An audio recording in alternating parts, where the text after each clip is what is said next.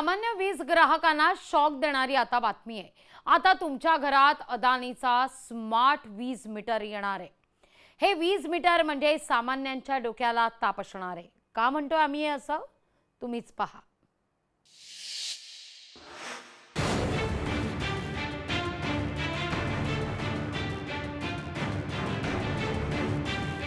तुमच्या घरात अदानीचा smart meter. अदानीच्या मीटरमुळे सामान्यांना 11,000चा भुर्दंड। अदानीच्या मीटरला सामान्यांचा विरोध। सामान्य वीज ग्राहकांना शॉक देणारी बातमी। आता तुमच्या घरात अदानीचा स्मार्ट वीज मीटर येणार आहे। हा वीज मीटर म्हणजे सामान्यांच्या डोक्याला ताप असणार आहे, कारण याचा रिचार्ज संपल्यावर तुमची वीज गुल होणार आहे। रिचार्ज संपल्यावर रात्री अपरात्रीही तुमच्या घरातली वीज गायब होईल। महावितरणाकडे सध्याची सक्षम वीज यंत्रणा असतानाही त्यांनी स्मार्ट मीटरचा घाट घातलाय।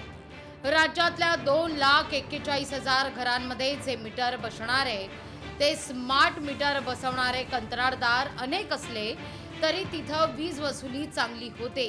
त्या भागातले स्मार्ट वीज मीटर बसवण्याचं कंत्राट अदानीच्या कंपनीला देण्यात आलंय। सामान्य वीज ग्राहकांनी याचा मोठा धसका घेतलाय। हे एकदम मनमानी आहे, हे अडाणीवाले एकदम मनमानी आहे। लोकांना असं 11,000 भरून जबरदस्ती करायचं, मीटर रिचार्ज करा। जर रिचार्ज नाही केलं तर ऑटोमॅटिक लाईट बंद होणार। आम्ही मोबाईल वापरतो, जर ते रिचार्ज नाही केलं तरी चालते 2 दिवस, पण लाईट जर रिचार्ज नाही केली तर त्या दिवशी ऑटोमॅटिक कट होणार।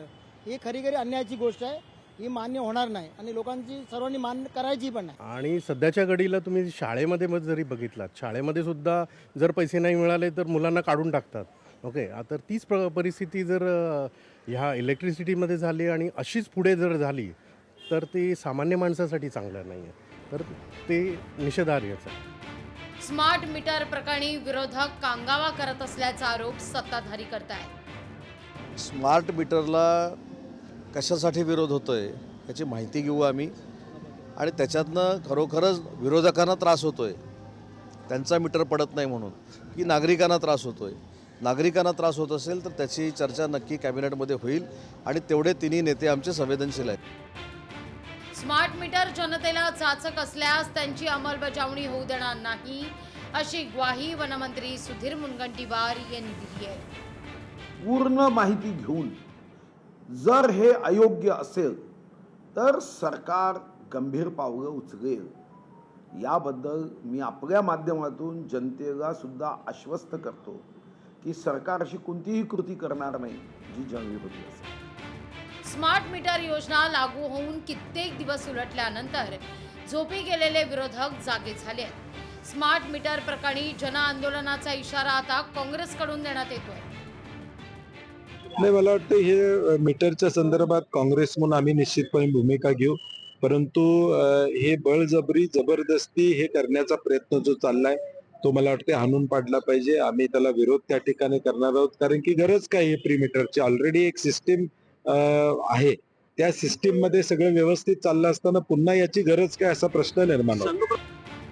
प्रत्येक स्मार्ट मीटर मागे ग्राहकाला 11,000 रुपये भरावे लागणार आहेत।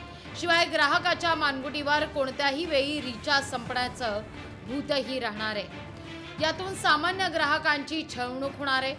लोकसभेचे निकाल पाहता सत्ताधारी यापासून काहीतरी धडा घेतील, अन्यथा वीज ग्राहक ही सत्ताधाऱ्यांना पराभवाचा शॉक देण्यास मागे पुढे पाहणार नाही।